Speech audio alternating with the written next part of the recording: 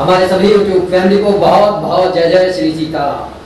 सब सुख रहे तुम्हारी सरना, तुम रक्षक काहू को डरना। जो भी महाबली हनुमान जी की शरण में चला जाता है उसको मालूम है कि हनुमान जी की शरण में जाने के बाद में कोई भी इस संसार की ऐसी शक्ति नहीं है जो आपके किसी कार्य को बिगाड़ सके, आपका अहित कर सके। आपने देखा होगा कि सुग्रीव का भाई बाली, जिसके अंदर इतनी शक्ति थी कि सामने वाले के आधे बल का वो स्वामी बन जाता था, लेकिन जब महाबली हनुमान जी से युद्ध करने की स्थिति में आया तब वह उनकी उस आधी शक्ति को बर्दाश्त भी नहीं कर पाया, जबकि ब्रह्मा जी ने यह कहा दिया था कि भैया अपनी 1/4 शक्ति लेकर जाना। अंदाजा लगाइए कि महाबली हनुमान जी जो इस ब्रह्मांड के नायक हैं, जब हम उनकी शरण में चले गए तो हमारा कोई बाल बांका नहीं कर सकता। वही हनुमान जी जो कलयुग के राजा हैं और हमारी समस्याएं उनके सामने आप मच्छर के बराबर कह सकते हैं।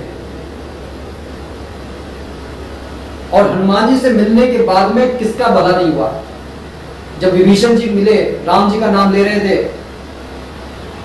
आपने सुना होगा ना कि आपको अगर हनुमान जी से काम करवाना है तो आप राम जी का नाम लीजिए, वो हनुमान जी आपके पीछे अपने आप पड़ जाएंगे। भाई विभीषण से मिलने के लिए क्यों गए थे? क्योंकि वहां पर उन्हें राम के नाम का स्वर जब सुनाई दिया तो उन्होंने कहा कि भाई ये कोई सज्जन पुरुष है, इससे तो मैं जबरदस्ती मिलूंगा। सुंदरकांड में ये प्रसंग आता है, आप जाकर पढ़ सकते हैं। और हनुमान जी से मिलना ही उसके जीवन में बहुत बड़ा ट्रांसफॉर्मेशन आ गया। उन्हीं की बदौलत वो विभीषण जब प्रभु श्री राम जी से मिला तो प्रभु श्री राम ने उसे तुरंत ही लंकेश कहकर संबोधित किया। कहने का यह अर्थ है कि हमारे जीवन की जो कठिनाइयां हैं, कौन सो काज कठिन जग माही, जो नहीं होत तात तुम्हें पाई। हनुमान अष्टक में भी कहते हैं, काज किए बड़े देवन के तुम वीर महाप्रभु देखी विचारो, कौन सो संकट मोर गरीब को जो तुम सो नहीं जाते डालो। बैगी हरो हनुमान महाप्रभु, जो कुछ संकट होए मारो, को नहीं जानत है जग में कभी संकट मोचन नाम किया। तो ऐसे तो हनुमान जी विभूति में, और उनकी शरण में आने के बाद ऐसा कोई ही व्यक्ति होगा जो पूरी श्रद्धा या विश्वास के साथ उनकी शरण में ना गया हो। लेकिन मैं तो सिर्फ तब भी ये कहूंगा जो ये कहता है ना मेरे काम नहीं बने, वो तो इस तरीके का व्यक्ति है कि गंगा जी में स्नान करने के बाद ये कहे कि भैया मेरे को ठंडक प्राप्त नहीं हुई। आपकी श्रद्धा और विश्वास पर ही सब कुछ टिका हुआ है। तो जो लोग बहुत समय से भगवान की कृपा चाहते हैं उनके लिए ये जेठ का महीना अपने आप में किसी चमत्कार से कम नहीं है। और जो लोग इस जेठ के महीने के इस चमत्कार को समझते हैं उन्हें मालूम होगा कि उन्हें दिन महीने और सालों तक इंतजार नहीं करना। बस आपको थोड़ी सी श्रद्धा और विश्वास के साथ ये उपाय कर लेना है और हनुमान जी आपकी जो है मनोकामना को पूरा करेंगे, खुद दौड़कर पूरा करेंगे। लेकिन फिर मैं कहूंगा कि आपकी आस्था सच्ची होनी चाहिए। बच्चे के भाव क्योंकि शुद्ध होते हैं, पवित्र होते हैं, वो जब ये उपाय करते हैं भगवान दौड़े चले जाते हैं। और ध्रुव का नाम हमने सुना है, प्रहलाद का हमने नाम सुना है। जो साधु, जो तपस्वी जन्म जन्म तक भगवान की पूजा करते रहे, उनको भगवान के दर्शन नहीं हुए, लेकिन प्रहलाद और ध्रुव को यूं ही चुटकियों में भगवान मिल गए। तो जो लोग ये समझते हैं कि भैया चमत्कार नहीं होते हैं, वो इस उपाय को करके देख लेना। काम बनते हैं नहीं बनते हैं, इस उपाय को कर लेना, लेकिन पूरे आस्था और विश्वास के साथ, लेकिन पूरी शुद्धता और पवित्रता का ध्यान रखना। और शुद्धता और पवित्रता का मतलब ये नहीं है कि सिर्फ आपने अपने आप को नहला लिया, धुला लिया, आपके कपड़े साफ हो गए। नहीं, आपको मन में बिल्कुल ये विचार रखना है किसी का अहित नहीं चाहना। अहित चाहने वाले का काम कभी सफल नहीं होता। कि जरा सा मेरे मन में किसी ने मेरे को बुरा कह दिया, मैं उसको बुरा चाहने लगूं हूं, तो आप ये समझ लीजिए कि आपके काम नहीं बनेगा। हाँ, आप बर्बाद जरूर हो जाएंगे, इसमें कोई बड़ी बात नहीं। तो इस उपाय को करने के लिए आपके पास होना क्या चाहिए? इस उपाय को करने के लिए एक जटा वाला नारियल आपके पास होना चाहिए, कलावा होना चाहिए, भोजपत्र होना चाहिए, और इतना कपड़ा होना चाहिए 1.25 मीटर सूती कपड़ा लाल, जिसमें आप इस नारियल को लपेट सकें। एक लाल पेन होना चाहिए, तिल का तेल होना चाहिए, सिंदूर होना चाहिए। अब आपको करना क्या है?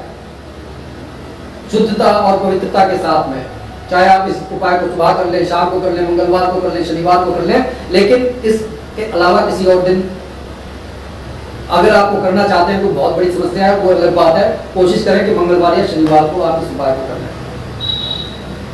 चॉइस आपकी है, सुबह करें, शाम को करें, लेकिन शुद्धता और पवित्रता के साथ। घर के मंदिर में बैठ जाएं। मंदिर में बैठने के बाद में सबसे पहले तो गणेश भगवान को याद करें, राम जी का नाम लें और जो गंगा जल की छींटे मार लें अपने सब सामानों में, अपने आप पर, अपने स्थान पर।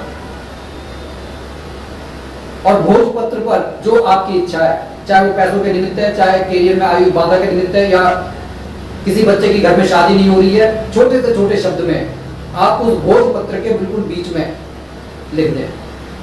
और उसके बाद में बड़े प्रेम से सारे भोजपत्र पर छोटा छोटा राम नाम लिख दें।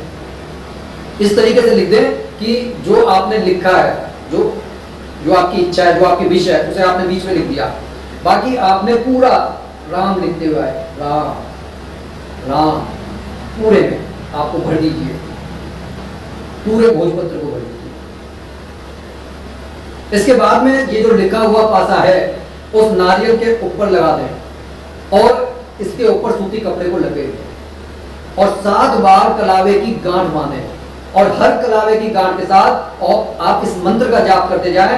ये वो शक्तिशाली मंत्र है जो ब्रह्मांड की सारी ऊर्जा को खींचकर आपके लिए लेकर आ जाता है और सारी नकारात्मकता को खत्म कर देता है। और वो मंत्र है ओम हम हनुमते नमः। इसके बाद में सारा सामान लेकर आप पास के हनुमान मंदिर में चले जाएं। प्रसाद ले जाना ना भूलें, गुड़ चना हो, बूंदी के लड्डू हो, जो आपको जैसी इच्छा हो बर्फी लेकर जा सकते हैं। वहां पर ये जो नारियल जो है इसे आप अपने सामने रख लें, राम जी का नाम लें 108 बार या 10 मिनट तक जैसा भी है, और उसके बाद में 5 हनुमान चालीसा का पाठ करें। और उस दौरान आपके मन में ये फीलिंग होनी चाहिए कि आपका सारा काम बन चुका है, आप धन्यवाद करने के लिए उनके पास में आए।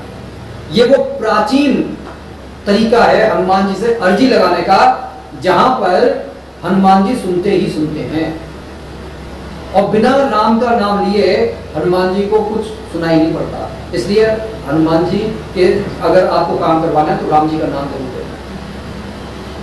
उसके बाद में एक काम और करना है, घर से आपको एक मिट्टी का दीपक जो आपको एक और लेकर जाना है, घी का दीपक होना चाहिए। उसके अंदर पहले ही आप बाती बना लें। वहां पर जाकर जब अपने सामने ये नारियल जो आप बांध कर लेकर आए हैं इसके पास भी आप रख लें, वो दीपक प्रज्वलित कर लें। बाद में कहीं जो आप जहां पर भी हनुमान जी की प्रतिमा बनी हो, आप पंडित जी से पूछकर वहां पर रख सकते हैं, वरना कहीं पर स्थान होते हैं, लेकिन जब तक पूजा करें वो दीपक आप अपने पास रखें। उसके बाद में राम जी का नाम ले लिया, हनुमान चालीसा के 5 पाठ कर लिए। फिर ये सारा सामान जो है पंडित जी को आपको दे देना है, वो सिंदूर, वो चमेली का तेल, वो नारियल, वो प्रसाद। और इतना करने के बाद में आप घर पर आ जाइए। ज्यादा से ज्यादा आप इसे 3 मंगलवार या 3 शनिवार तक कर सकते हैं। आपको गारंटेड महाबली हनुमान जी की तरफ से कोई ना कोई संकेत जरूर मिल जाएगा। तो ये उपाय कीजिए और करने के बाद में बिल्कुल सकारात्मक ऊर्जा से भरकर आप अपने घर पर लौट आइए। जो भी आपके डेली रूटीन के काम है उनको कीजिए। अगर रात का समय है तो आने के बाद में आप खाना खा पीकर सो जाइए और निश्चिंत मानिए कि मन के अंदर ये संदेह ना आने दें, प्रश्न चिन्ह ना लगाएं, क्वेश्चन मार्क ना लगाएं कि पता नहीं ये काम होगा कि नहीं होगा। आप करके देखिए, आपको अच्छा लगेगा। और ज्यादा से ज्यादा इसे शेयर कीजिए और हो सके तो इस जेठ के महीने में ही कर डालिए, क्योंकि ये जो समय है गया हुआ समय फिर लौट कर नहीं आता। फिर आप पछताए, वो कहा जाता है ना, फिर पछताए हो किया जब चिड़िया चुग गई खेत। ये समय भागा चला जा रहा है। जैसे ही ये वीडियो मिले आप इन सामानों को इकट्ठा कर लें और करने का प्रयास कीजिए, ठीक है। बाकी सब भगवान समान है। इसी के साथ मैं अपनी वाणी को विराम दे रहा हूं। कमेंट बॉक्स में इष्ट देव का नाम लिखना न भूलें और जो भी भाई बंधु बहन हमारे चैनल पर नए हैं कृपया चैनल को सब्सक्राइब कर लें। बोलिए जय जय श्री सीताराम।